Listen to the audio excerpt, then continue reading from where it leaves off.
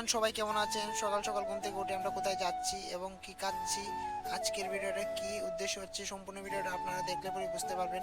এবং নৌকা দিয়ে আমরা কোথায় গিয়েছি, সম্পূর্ণ ভিডিওটা আজকে থাকছে, আপনারা শেষ পর্যন্ত দেখলে পরে বুঝতে পারবেন। তো চলো বেশি কথা না বাড়িয়ে শুরু করে দেওয়া যাক আজকের ছোট্ট মিনি ব্লগ।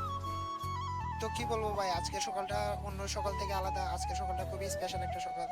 আর আমরা বাসা থেকে বেরিয়ে যাই তখন বাজে প্রায় 5টা, 5:30। তো আমরা কোথায় যাচ্ছি অবশ্যই আপনাদেরকে ভিডিও দেখলে পরে বুঝতে পারবেন। বাসা থেকে বেরিয়ে আমরা এখন খালাডুবার দিকে রওনা দিতেছি। এত সকাল আমরা খালাডুবা এসে এত সুন্দর একটা ভিউ দেখতে পারবো কখনোই ভাবি নাই। আর আমি ক্যামেরার সামনে এসে একটু ভাবসাব নিতেছি, আর আমরা কিছুক্ষণের ভিতরে আপনাদেরকে জানিয়ে দেবো আমরা কোথায় যাইতেছি। তো যাই হোক, আমরা এত সকাল আসছি আর এক কাপ চা না খাইলে কি আর হবে। আর আমরা এই কালাডোবার কাছে একটা দোকান ছিল, ওখান থেকে এক কাপ চা খাই। আর রং চা কার কার ফেভারিট সবাই কমেন্টে জানাবেন। রং চা কিন্তু আমার অনেক ভালো লাগে। আর আজকে আমরা মূলত যে জায়গাতে যাইতেছি এটা হচ্ছে একটা আকড়া।